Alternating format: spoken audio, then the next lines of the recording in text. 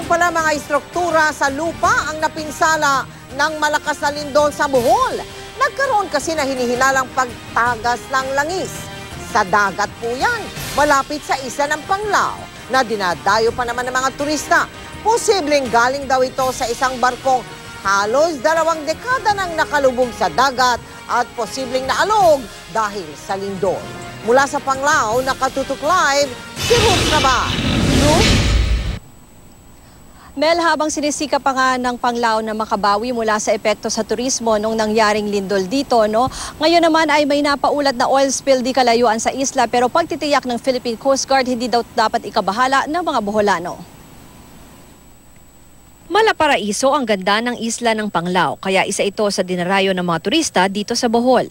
Nang lumindol ng magnitude 7.2 sa probinsya, walang matinding pinsala sa isla. Pero ilang araw matapos ang pagyanig, may nakita raw hinihinalang oil spill ang Philippine Coast Guard na 3 nautical miles o nasa halos 6 na kilometro mula sa Panglao. Sumama kami sa Coast Guard patungong isla ng Panglao. Pagkatapos ng halos 1 oras na biyahe palapit sa isla, narating namin ang lugar kung saan may hinihinalang oil spill. Noong una, wala pang maaninag na anumang bakas ng langis sa bahagi ng dagat na malapit daw sa mga fish marker na ito. Ilang minuto pa, kita na ang mala rainbow na kulay ng dagat. Yung nakikita nyo sa dagat na paiba-ibang kulay, rainbow sheen daw yan. O yan yung kulay ng tubig pag nahaluan ng langis. Una daw yan nakita ng mga taga-Philippine Coast Guard noong October 19. Ilang araw matapos nga yung lindol dito. Tapos nawala daw yan, pero kahapon at ngayon nga sa sinasagawa nilang inspeksyon ay lumitaw ulit yung rainbow sheen na yan.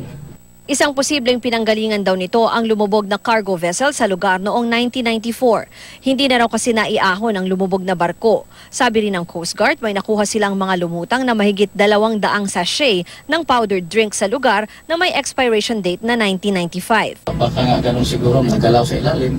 Nung lumindol, sir? Kasi nung after ng lindol, ma'am, doon namin nakikita yung yung mga shin. Sa inisyal na water sample na nakuha nila, lumabas na diesel oil raw ito. Ayon sa Coast Guard, kaninang hapon nasa 30 by 200 meters ang nakita nilang oil sheen. Mas maliit kaninang umaga na 60 by 300 meters. Pero anila hindi dapat mangamba ang mga Boholano. Hindi pupunta doon sa isla ng Panglao. Hindi makakapinsala kasi manipis naman siya. Nagdi-dissipate din naman siya pag ito maalon saka pag mainit ang panahon.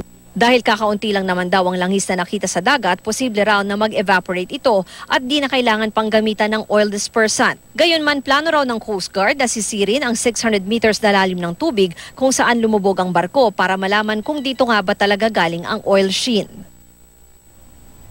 Mel, kinukumpirma rin ng Coast Guard yung ulat ng ilang mangingisda, yung report sa kanila na sinasabi nila mas kumonti daw yung huli nila dahil dyan sa sinasabing oil spill. Samantala dito nga sa Panglao, yung ilang resorts ay nag-o-offer na ng mga discount sa kanilang rates sa kanilang hotel accommodation, no, para daw mas makaengganyo sa mga turista, Mel.